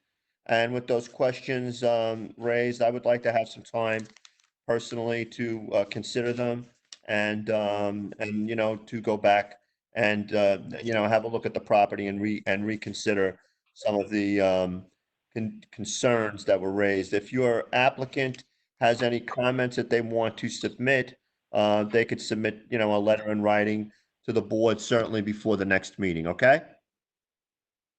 Yes, sir. All right, thank you very much. Good evening. Okay. All right, Thank you. next case. Case number 2089, application of 1070 West Beach LLC of 1055 West Beach Street, Long Beach, New York. For variance from the following sections of the zoning code of ordinances of the city of Long Beach, New York. 9-105.16E building height, 9-113.2G off-street parking design standards for a modification to variance number 2089 to remove the condition regarding municipal off-street parking at 1055 West Beach Street, Long Beach, New York, also known as Section 59, Block 92, Lot 24, on the Nassau County Land and Tax Map. And I believe Mr. Mohammed Khan is on. Okay, Mr. Khan, I'm going to unmute you now. Mr. Khan, good evening, Mr. Khan. Can you give us your name and address for the record, please? Okay, my name is Mohammed Khan. I live in a 655 West Park Avenue, Long Beach. Okay. So, and Mr. Khan, yes, Mr. Khan, and you now, are you the owner of the property or the owner of the store? I'm owner of the property and store. So, Mr. Khan, you were present and you were the owner when the application was granted in 2009, I believe. Am I correct? That time I was not present. That was my lawyer and my nephew was present because Okay. I was in that time in Pakistan to raising a money to build that store. So that's fine. So, Mr. Khan, can you tell us now at this time, you were under contract with the city of Long Beach in a 10-year lease with the parking lot adjacent to the store. What was that parking lot used for the record? For a record, for a nighttime, there's a Long Beach residence, they can use that my property. Okay. But daytime for my business. Okay. But nighttime that happen, a lot of people are not moving on car till that's at 12 o'clock, 1 o'clock at noon. Okay. So that's creating a problem for me. That's I was losing at summertime a lot of business because of them. Okay. Because what you're saying is now, I just want to get this straight. So what you're saying now is that the 10-year lease that you gave the city has now expired and you're choosing not to renew that lease. Am I correct? Yes. Okay. So how many cars can that lot accommodate? 17. Okay. So now if the city no longer uses that lot, what will that lot be used for? Is that going to be strictly for your customer parking? Yes. Okay. When does the lease expire? Lease was expired already. Oh, okay. So the lease expired in 2019 then? 2019, December 9th. Okay. And is the city still using the lot now? You're still being paid for rent on that property and there are cars still on that property? Nobody is paying a rent, anything to me. No, just for the record, I have what the board members may have in front of them is a use permit. So part of those conditions was a 10-year use permit period where I guess during the PM hours, Mr. Khan's parking lot was used for municipal parking because there's obviously a huge shortage of parking in the West End. He agreed to do so for 10 years and is now, I guess before the boards had basically asked that it be removed. There was no lease money paid by the city to Mr. Khan. Okay. So at this point, Mr. Khan, what hours are your store open till? Sir, my store is open 10 to 10, summertime 10 to 10. Monday through Sunday, every day, 7 Yes, days? 7 days a week. Yes. Okay. At the present time, if you're, because I know it's a beverage center, and, sometimes it requires a car pickup of, kegs, et cetera. When people come to your store now, where do they park? In my parking. Okay. You're saying that in the nighttime, there are cars that stay from the nighttime of residents till the following day. Did any of those cars, did they need permits to park there, or anybody could just park in your lot and leave their car there overnight? They need a permit, sir. But a lot of people are parking without that too, so I can't do nothing because of a lot of cars are parking nighttime. Okay. Because now I want to automatically tow guys, so he can automatically tow people, so when I come to a morning time, so my parking is empty, ready for business. Okay. Council, was there any kind of issue with the city about this property, not having its lease renewed, or any difficulties that the city can envision, with now this lot not being open to the residents in the evening, let's say, after 10 o'clock when Mr. Khan, closes his business? At this point in time, the use permit lease is pretty clear. It basically says that Mr. Khan may seek the removal of the use permit upon application, and we can't really unreasonably withhold it. The only concern the city would see is the West End is obviously strapped for parking, but that's, it's always been strapped for parking. So couldn't we keep it open to municipal parking and allow him to tow cars that don't leave by the morning? I mean, just restrict the hours, like, municipal parking until. They could park Couldn't they do between 11 and some sort of 7, let's say. condition, which would be a win-win for everybody? This is what I think was in place, and the problem with that was no one was moving their car, and Mr. Khan basically had to become the towing company. Aren't there agreements where the towing companies don't have to deal with Khan? They can just take them and collect the money when people need their cars? Of course, yeah. Yeah. I didn't realize you have. You're not amenable to that, is that correct? No, In other sir. words, you don't want to be a tow operator in your property. Am I correct in saying that? Yeah, I don't. Okay. Because, that's I don't want to do that because when I come to my time 10 o'clock and 5 to 7 car is parking already, so I have to call my guys so they come down. Then 2 hour business, I'm losing that 2 hour business morning time because when tow truck is in, nobody in and out. So that's my problem. When it's a big tow truck coming in my parking, so my parking is blocked, so nobody can park in that hours. So after that, 1 o'clock, I start my business. That's not fair with me.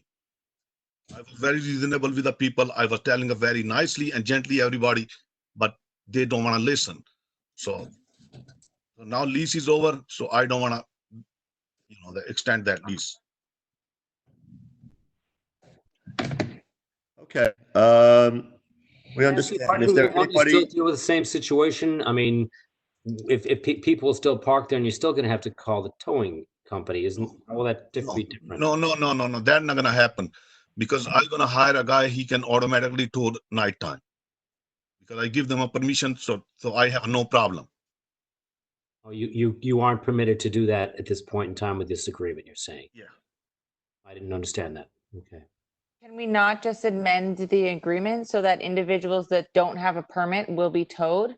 I know that the parking lot that's behind like Geno's and all of that, they have a tower that tows anybody that is not a tenant that has access to specific spaces, right? So is there, I know that you've had an issue with this before, but is there any sort of leeway in a conversation if we have strict permits and you can hire a company that just tow anybody that that doesn't have that permit?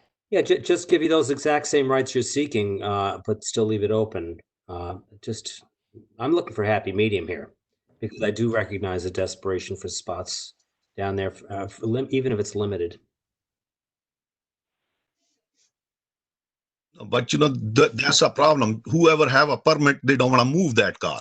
A lot of people have a permit to park there and they don't want to move. I told them very You nicely. feel that most of the violators of your right on that lot are not people just randomly parking in that parking lot, but there are people that have permits and are abusing the scope of their permit. Yes. I see. Okay. Can I interject for a second? Seeing I'm the parking authority, I'm the one who issues the permits. Okay. I think also Good to have part you of, aboard. good timing. Part of the Could you show it's speaking? Go ahead, Mr. Fridge. Thank you. Part of the confusion could also be that the hours of operation of the municipal lots or the resident permits for those municipal lots is different from the needed times for his business. So for example, in all the other lots down in the West End, Saturdays and Sundays, people who have a resident permit can leave their car there the entire day. During the week, they have to remove it before 8 a.m. And that may be where some of the confusion is coming in, is that people are thinking, oh, this is just like all the other city lots. It's I can stay there all day, and that may be where some of the confusion is coming. Sounds like Busiest time, and certainly the weekends are his busiest time. I mean, I can understand his concern because during the busiest times of his operation, he's losing the ability to use his lot as he chooses to see, as he chooses. So the thing is, we even strike a happy medium if the same people that have permits are the people that are abusing it and causing the distress here. I mean, I understand certainly the severity of the problem, especially there in the summer. And if we allow this now to, let's say, be removed, there will be issues during the summer of people that will not be able to basically, park at all. And those cars are going to be fighting for spots somewhere else on the street in the local vicinity. But again, it's his right to do that. I mean, at this point.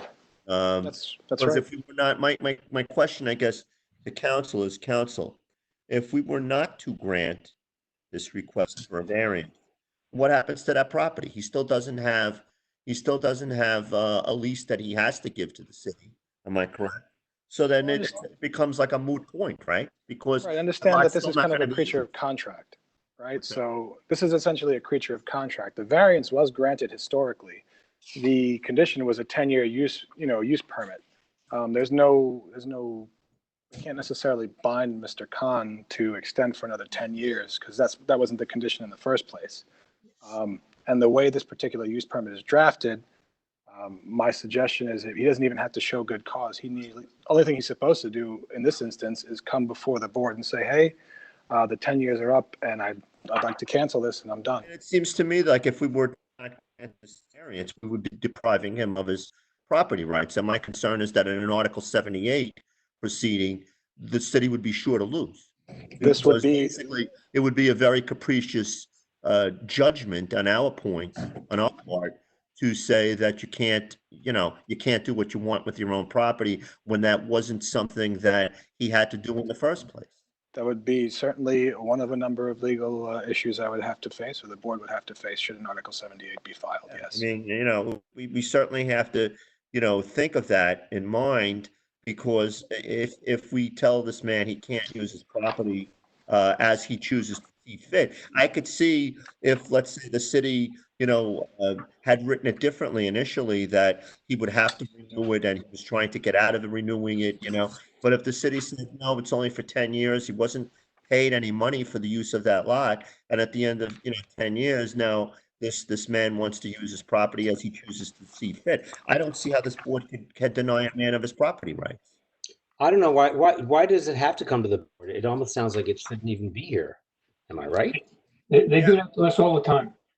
No, let's just be clear. So what it is it's the language of the use permit itself. So the actual legal language in the use permit says that he does have to apply to the board, seeing as that's where I guess it began.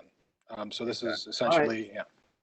But I mean, it's almost like, communications companies having to apply for their cell antennas, but we know that we have to grant it. I mean, we hear these cases all the time, knowing that it's public accommodation. We can't even turn it down if we wanted to, So I don't see how this is a case that really we're hearing where we really have a legal right to turn it down. I just don't see it. Any Am I members of correct the that you- board have any comment or questions? You don't get paid for this, is this correct? Or do you? Yes, what he said, does not get paid. Do not get paid for this. And would you be entitled to charge people for parking there if we move this on to just being simply a private space? No, I don't want it. Okay. I don't want it. I'm just wondering. It doesn't matter to me, but I'm just wondering how that. No, it's matter to me I'm because surprised you then didn't I'm get a losing fee my for this. customer. Okay, I'm surprised you didn't get a fee for this. To me, that would be something that would be reasonable. All right. Just a quick question as a sidebar. Excuse me. The signage there now reads by permit only, and if the lease is not renewed, the signage will be, I guess, for customers only of the beverage place. Others will be towed. Is that what happens? So that's actually a good question, Commissioner. Mr. Khan, if the board does vote on this, you'll be changing the signage, correct? Yep, it's already signed, so only I'm gonna put sign on it. That's because the city have a sign outside. So that's only for city for 11 to 8. So they have to pull that sign out, and 2 sign is there. So when they're gonna pull sign out, so every sign is belong to West Beach Beverage. Okay. Only 1 sign they have to be removed. Understood. And I just want to confirm that there is no wiggle room. You 100% want this gone. Yep. All right, was there anybody that wanted to speak on this case, for or against? We didn't receive anything. All right, does anybody want to I make miss a it for the motion? tandoori grill. I use that slot for the tandoori grill at night No, sometimes. you can listen. If you want to use that, you can come down and nicely come inside and ask me as a good. And I'll vouch for this. Before I got the city permit, I actually came in and asked you that once, and you said no problem. So I will vouch that you are generous in that way. Yeah, that we can do that, but it's not, so somebody come down and go to all day long in a beach, and he have a city sticker. I totally get that. Think that my right. That's messing your business up. I get it. And can I make a request also? If we do move to discontinue the city parking, can we kind of have a grace period where you just give warnings and not tow, so that way the residents can kind of, a lot of times people don't read the signs. So we don't start day one just towing everybody out of there, because I think we will have some issues if that happens. And I'm gonna tell every customer now it's a winter time. Everybody know now. It's not that many people. Problem will start after Memorial Days. Yeah. So then people who they have make 1 that month. don't have time to get warned without That's yeah. a 1 month. I can believe, you can believe on me. I'm not gonna tow anybody with a 1 month. How's that? Okay. That's fair? That's fair. Yes. Fine. Does anybody want to move to grant on this application, or, to move on in any direction on the app? I No? Motion to grant. Erica? I'll second. Okay. Okay, good. All right. Case number 2089, application of 1070 West Beach LLC of 1055 West Beach Street, Long Beach, New York, for a variance from the following sections of the zoning code of ordinances of the city of Long Beach, New York. 9-105.16E building height, 9-113.2G off-street parking, design standards for a modification to variance number 2089 to remove the condition regarding municipal off-street parking at 1055 West Beach Street, Long Beach, New York, also known as Section 59, Block 92, Lot 24, on the Nassau County Landing Tax Map. Commissioner Alton has introduced a motion to grant the application. Commissioner Reckner has seconded the motion. Commissioner Alton? Grant. Commissioner Creighton? Grant. Commissioner Acevedo? Grant. Commissioner Reckner? Grant. Commissioner Brooks? Grant. Commissioner Leonetti? Grant. And Morelli? Grant. The application has been granted. Thank you very much. You're welcome, sir. Good luck. Next case, please. Case number 3149, application of Antonio and Pasqualina Viscosa of 1034 85th Street, Brooklyn, New York, for a variance in the following sections of the zoning code of ordinances of the city of Long Beach, New York. 9-105.19B height, 9-105.19C lot area, 9-105.19D building area, 9-105.19E front yard, 9-105.19F side yard, 9-105.19G rear yard, to elevate the existing house at 7 Indiana Avenue, Long Beach, New York, also known as Section 58, Block 87, Lot 124, on the Nassau County Land and Tax Map. I see the Viscosas are present and their attorney, Dennis Kelly. Okay, the applicants can come up. Mr. Kelly, do you want to do the presentation first? And we will let the applicants speak if they so choose, if we have questions? Yes, Mr. Chairman, that's exactly what I'd like to do. All right, Mr. Kelly, just give us your name and address for the record, please. Dennis G. Kelly, Esquire, 120 West Park Avenue, Suite 311, Long Beach, New York, 11561, here on behalf of the Viscosos. Okay, so Mr. Kelly, let's address the items on the application and on denial letter. So basically, 10519B, the height, we're talking about 4 feet, 3 feet actually, almost 4 feet above the height. The lot area is a very small lot. It looks like 30 by 43 and requirement 40 by 100. Do you want to just explain to me how that lot came to be so small and built on part of another park? Sure. So let me just make a couple of statements for the record. I did submit 2 groups of photos to Mrs. Lynch earlier today. One set of photographs are the house itself, which you may have gotten in your packets. And then the second group of photos are a few homes in the immediate area of the house. But there's also 2 Google Maps. One, satellite images, one further out and one closer. You're going to see the actual oceanfront property that's immediately south of 7 Indiana. Is a very large house that takes up a great deal of property. It has a pool to its west side, and then behind the house and the pool is actually a garage. And you'll see in the photos of the satellite images, you'll see a car actually parked there. Okay, so this, I don't know how they did it, Chairman Morelli, but at some point in time, somebody carved this up and, left this little postage stamp piece of property. Looks like a nice house on an interesting piece of property. Okay. Yeah. Just wanted a little history on that. Thanks, Mr. Kelly. All right. So the next thing is, of course, we were talking about the building area, which is, obviously going to be bigger than the code requires because of the fact that it is a small piece of property, but that's pre-existing. Am I correct? Most of these, if I may, Chairman Morelli, most of these variances are in fact pre-existing. So for instance, height, the existing house is 28 feet, 9¼ inches. This house is being elevated to make it FEMA compliant. I see.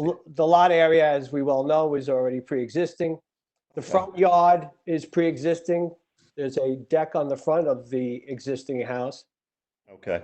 The side yard is pre-existing. What's there now, the 3 feet, 8¼ inches on one side and the 3 feet, 9¼ inches on the other is existing.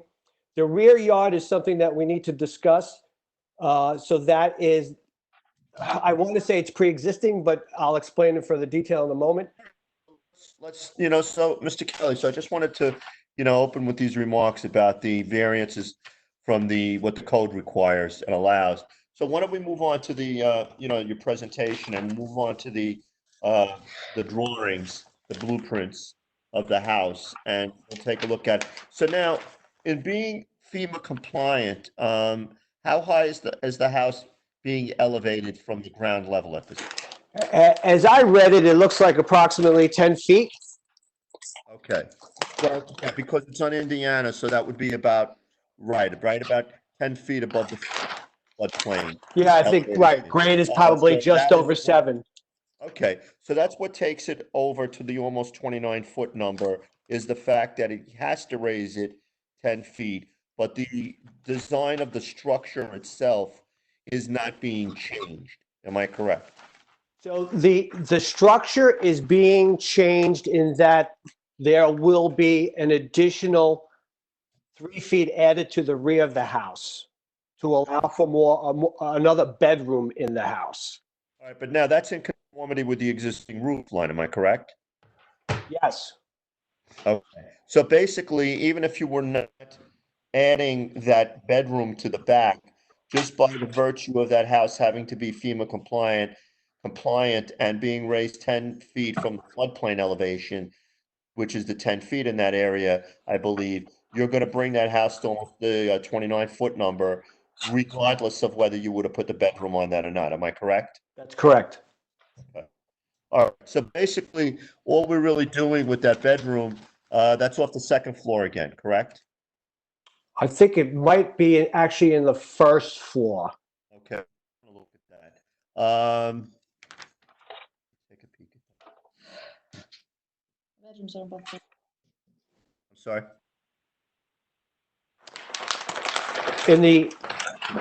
In the present C of O, there's 2 bedrooms listed for the first floor. Okay. If you look at the first floor plan. Oh, I see. No, I see it on the back of it. There's another bedroom tacked on the back of that. Right. The master bath and stuff. Okay. I see. That's the entire addition then. Am I correct? It's the square footage to allow for that extra bedroom on the first floor, and it would add a little more room to the master bedroom on the second floor. All right. I see it on the side elevation. I can see that. That would be on A3. I can see. All right. So now that addition of that change the setback. It does not, correct? Okay, so that addition does 2 things. It creates an issue that I'll address right now with the rear yard setback, and it obviously creates the lot area from 59% right now, presently, to 64%. So if you looked at the survey that was submitted with the original application, there is a structure in the back that it measures 10 feet by almost 4 feet in width that extends from the rear of the house, actually over the property line, believe it or not, by an inch and a quarter. All right. So the setback is literally at 0 there. Okay. To the north and south of that structure, it's approximately 3.7 feet to the rear property line. Okay. The rest of the home. So we're requesting and proposing that we be allowed to extend the entire rear of the house to the property line. Now, in making that request, we want the zoning board to take into consideration a couple of things.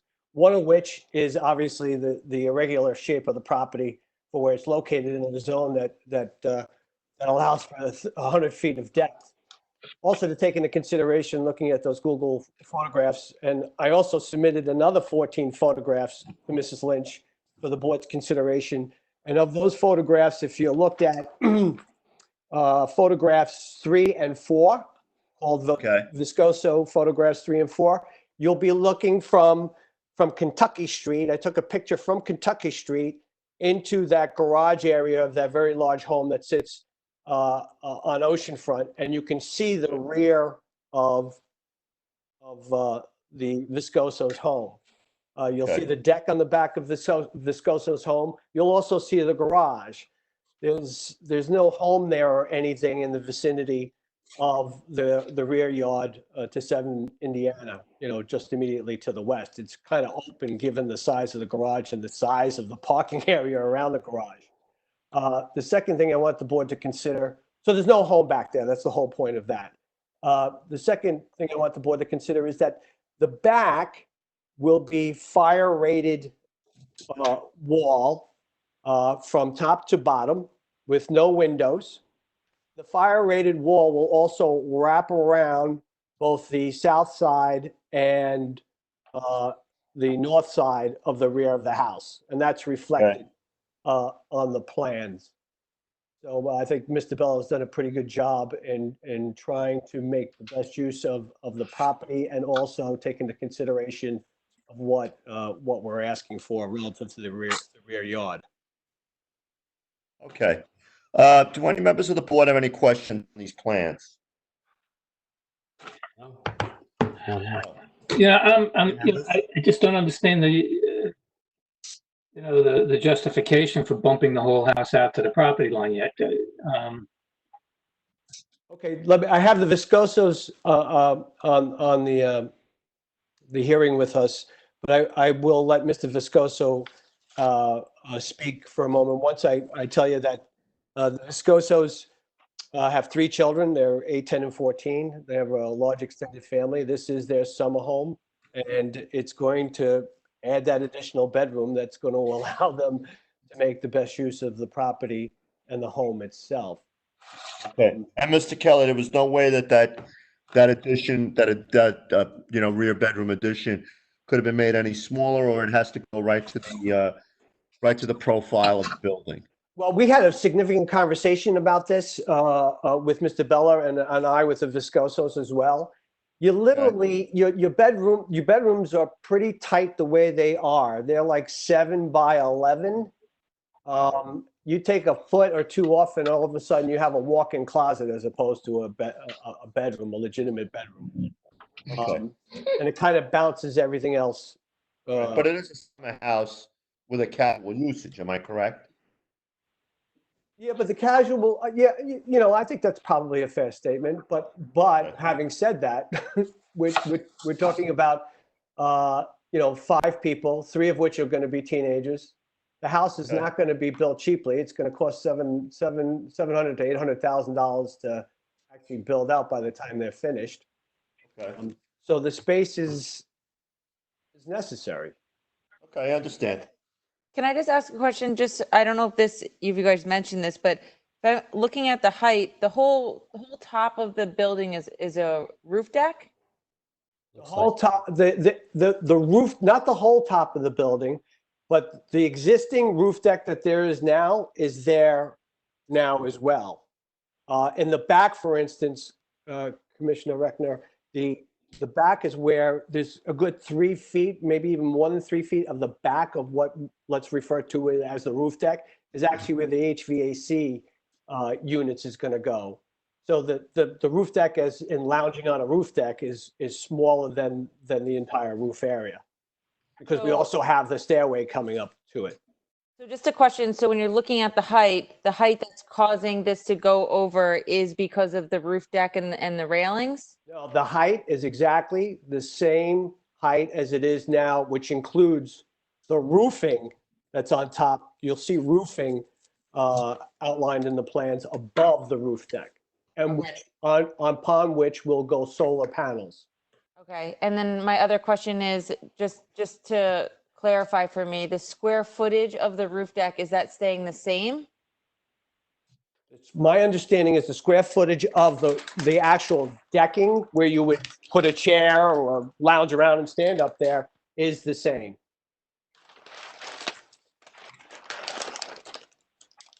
Any other questions from the members of the board? Did that answer your question, Commissioner? Yes, it did. Okay, anybody else? That large triangular shape at the top of the house in the front is going to go away, and it's going to go with a different roof line and a different facade. Is that correct? I think the only reason I hesitate, Commissioner Leonetti, is yes, it's changing. The front is changing because the staircase. There's 2 staircases in the house now. One's on the left front, for lack of a better term, or the southeast, and there's another internal staircase, I believe you'll see on the very first page of the plans, in the opposite corner. The staircases now there'll be just one open staircase that will go all the way from the foundation to the roof, and it will be on the northeast corner. I understand that. I was just commenting that substantial imposing large triangle in the front of the house is going away. I like the new elevation better than the old elevation, actually. Yeah, I do too. Yeah, that triangle's going away. Yes, the aesthetics. I'm sorry. Mr. Kelly, you wanted your client to come up before us and speak? Yeah, I think so. I want you to meet him. All right, go ahead. Can we put them on the line, please? I'm here. Okay, good evening, sir. Can you give us your name and address for the record? Antonio Viscoso, 1034 85th Street in Brooklyn. Okay. All right, Mr. Viscoso. So basically, just to affirm what Mr. Kelly presented, basically you're adding this other bedroom space onto your house for the use of your family. You have 3 children, and you basically want to, have a little more bedroom space as your kids get older. Now, to that back bedroom question, there is no other access to that back. That bedroom has it has a separate bath. Am I correct? It's got its own bath, right? It's a Jack and Jill bathroom. It has. Okay.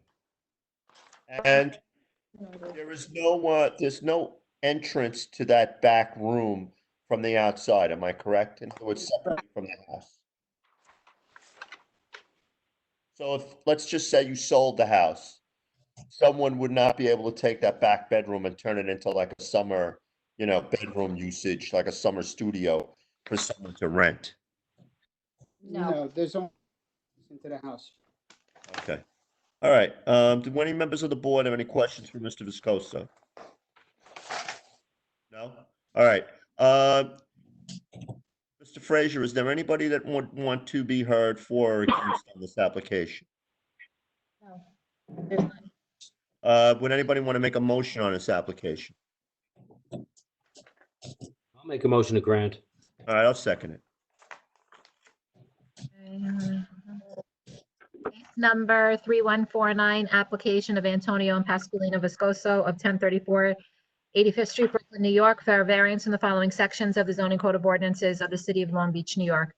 9-105.19B height, 9-105.19C lot area, 9-105.19B building area, 9-105.19E front yard, 9-105.19F side yard, 9-105.19G rear yard, to elevate the existing house at 7 Indiana Avenue, Long Beach, New York, also known as Section 58, Block 87, Lot 124, on the Nassau County Land and Tax Map.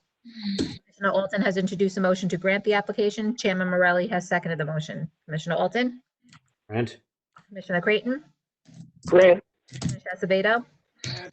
Commissioner Reckner? Grant. Commissioner Brooks? Grant. Commissioner Leonetti? Deny. What did you say, Mike? Deny. Chairman Morelli? Grant. This application has been granted. Thank you. Thank you. Stay well. All right, good evening. Next case, right? This is the last case? No, there's 2 more. Case number 3150, application of Robin Waller of 18 Armour Street, Long Beach, New York, for a variance in the following sections of the zoning code of ordinances of the city of Long Beach, New York. 9-105.8D side yard, 9-105.8F rear yard, for new 3rd-story addition at 18 Armour Street, Long Beach, New York, also known as Section 59, Block 216, Lot 18, on the Nassau County Land and Tax Map. Okay. Penny, Applicants are Scott here. Cohen, Mr. Cohen is present. and Scott, are your clients on as well? I do not, I know they've called in. I don't know if they're on.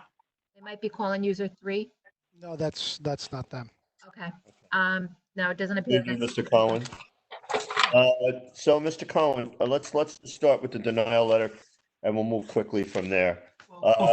Before we go, Mr. Chairman, I don't mean to interrupt you, but I do need to disclose that I have recently represented Commissioner Creighton in a real estate matter that is concluded.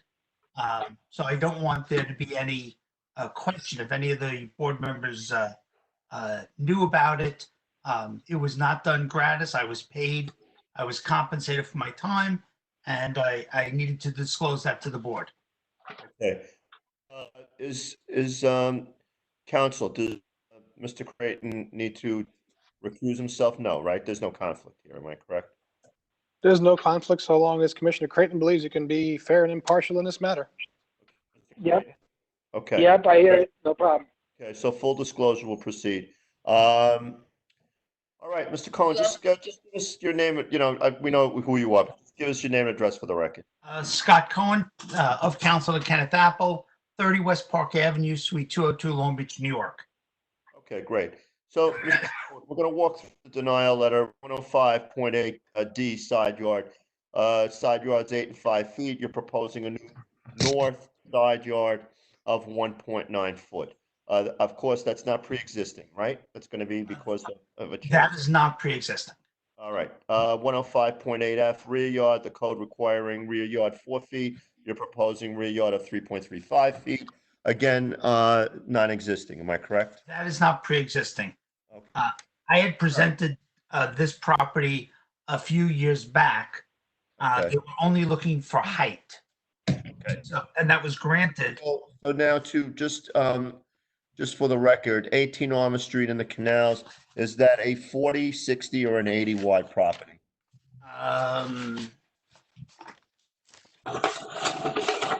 Have the survey in here. 40 by 54. What's that? I'm sorry, Commissioner. 40 by 54. Okay, it's a 40 then. All right.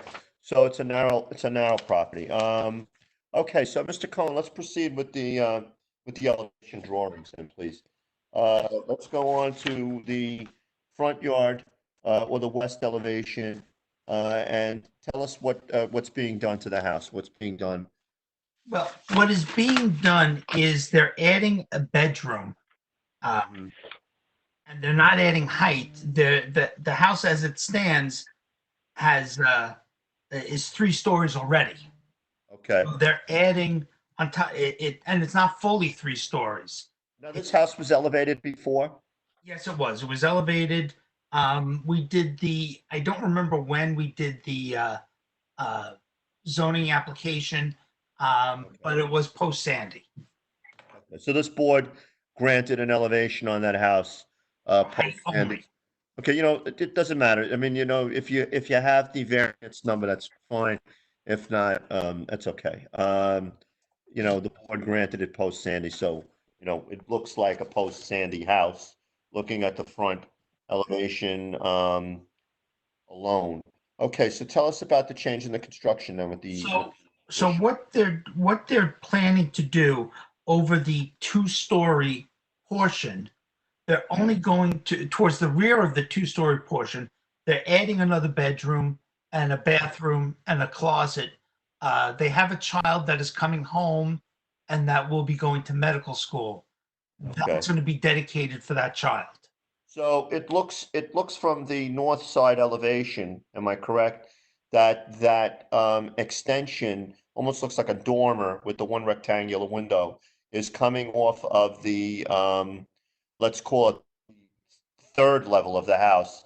It's actually an extension, but the peak of the roof line is new, am I correct? Because before that elevation, the existing roof line continued as per the front of the house, am I correct? Correct. And the new roof line over this new bedroom is lower than the highest point of the house. So we're not seeking any more height. We're just adding over this second story, so to speak. So now the rear yard of the 4 feet, is that where the staircase is that I see on the part south side elevation? Am I correct? Yes, but that staircase is there now. Okay. That goes for the means of ingress and egress out of the house in the back. Okay. So what they're doing, the encroachments here are all cantilevered. There's nothing touching the ground. Okay.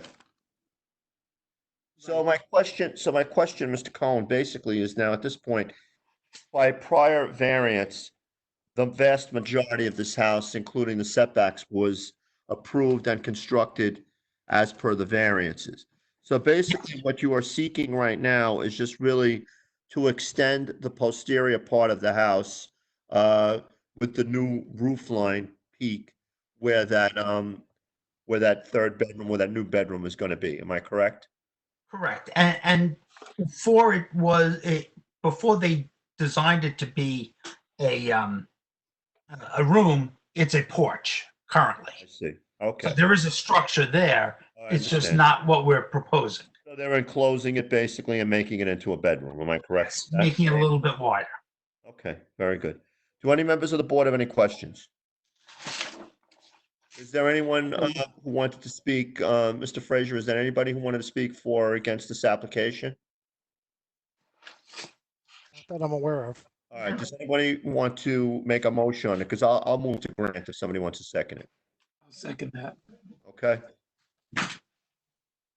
Case number 3150, application of Robin Waller of 18 Armour Street, Long Beach, New York, for a variance in the following sections of the zoning code of ordinances of the city of Long Beach, New York. 9-105.8 side yard, 9-105.8F rear yard, for a new third-story addition at 18 Armour Street, Long Beach, New York, also known as Section 59, Block 216, Lot 18, on the Nassau County Land and Tax Map. Chairman Morelli has introduced a motion to grant the application. Commissioner Acevedo seconded the motion. Commissioner Alton? Grant. Commissioner Creighton? Grant. Commissioner Acevedo? Grant. Commissioner Reckner? Grant. Commissioner Brooks? Grant. Commissioner Leonetti? Grant. Chairman Morelli? grant. This application has been granted. Thank you. Scott, stay on because you're on the next one as well. Yes. Case number 3151, application of Ryan Kramer of 62 Oregon Street, Long Beach, New York, for a variance in the following section of the zoning code of ordinances of the city of Long Beach, New York. 9-105.5C front yard, for a new three-story modular house at 62 Oregon Street, Long Beach, New York, also known as Section 59, Block 239, Lot 23, on the Nassau County Land and Tax Map. Okay. And it looks like Ryan also. Yes, I believe my sign is on. I just want to, Mr. Cohen, just give us your name and address again for the record on the case. Scott Cohen of Council Kenneth Apple, 30 West Park Avenue, Suite 202, Long Beach, New York. Okay. Evening. So, Mr. Cohen, I just wanted to, on the denial letter, there was a cross out on it where they were talking about a permit application for a house elevation, and it's crossed out to a three-story modular house. Do you want to just explain that to me? Is that what is being done? It's a totally new structure? It is a completely new structure.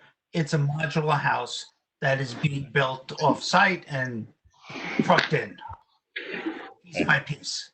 So the lot size is what, 30 by 60? Yes, a typical West End lot. Okay, very good. So now what's happening is on this application, Mr. Cohen, you're not seeking any height or a side yard, rear yard elevation. Basically, we're only talking about a front yard elevation on this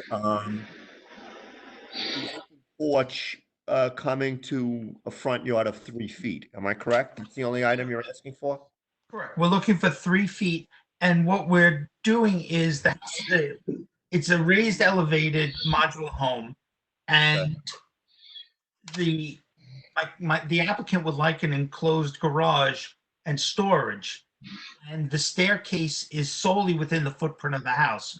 So the garage doors are going to be at the 3-foot mark. So he's got to bring the garage door forward so that he can accommodate the storage that he's looking to provide. Correct. Correct. Okay. So This that's way it's why secure. the garage itself will come to that front within the 3 feet of that property line. Am I correct? I did not hear you. Okay. So what I'm saying, it is the forward movement of that garage and those garage doors, which when we're looking at the front of the house, which is what we will be looking at, we'll be looking at the garage door 3 feet from the front property line. Am I correct? Yes, the garage door will be set back 3 feet from the front property line. Okay. It's like a cantilevered post. I understand. Okay, that seems pretty straightforward. Are there any members of the board that have any questions? Is there anyone who would like to speak, Mr. Fraser, for or against the application? We received a letter in support. Okay, from an adjacent neighbor or?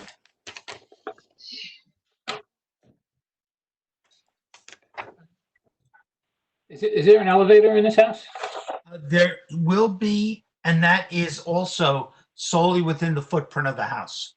Right, that's why I brought it up. It's like one of the first ones we've seen where they don't stick it into the side yard. Yeah. They're designing from ground up, so they try to stay within the zoning parameters. Mr. Cohen, I'm just curious, where is this house being manufactured off-site in Pennsylvania? I do not know. Wait, East Coast. It looks like an interesting, nice design, and I'm just curious because I know a lot of these houses. The design is Beth Page. Oh, okay. Okay, do any members of the board have any other questions then before we move on this? Not here. No. Does anybody want to make a motion on the application? I'll make a motion to grant. I'll second it.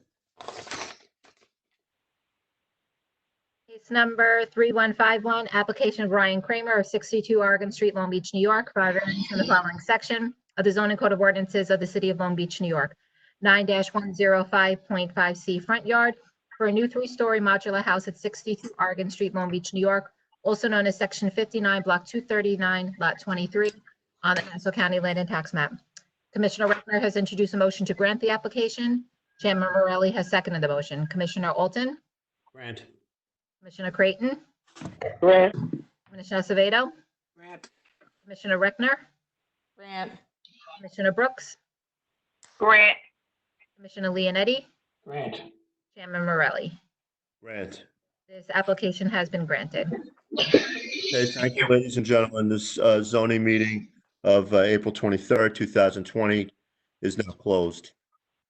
Thank you. If anyone is wondering, the Giants selected Thomas, offensive tackle from University of Georgia. Thanks for the update. Bad we can't have a virtual drink then tonight, huh? Take care, stay safe. All right, thank you, ladies and gentlemen. Thanks a lot. Good job. Bye, everybody. Good job. Everybody, be Thank you so safe. much. Have a good night. Be safe. Bye. Robin, we'll just sign out now, right? Yes. Okay, folks, thank you very much. Dave, great job. Thank you. Thanks, Thank Thank Dave. you. Thank Hopefully you, see Thanks, everybody everyone. Be next month. safe and healthy. Thanks a lot. This has been an experience. Yes. Yeah. Look Get forward to used to being it. live again. Bye-bye. David, does this look like it's going to be next month also, or is this?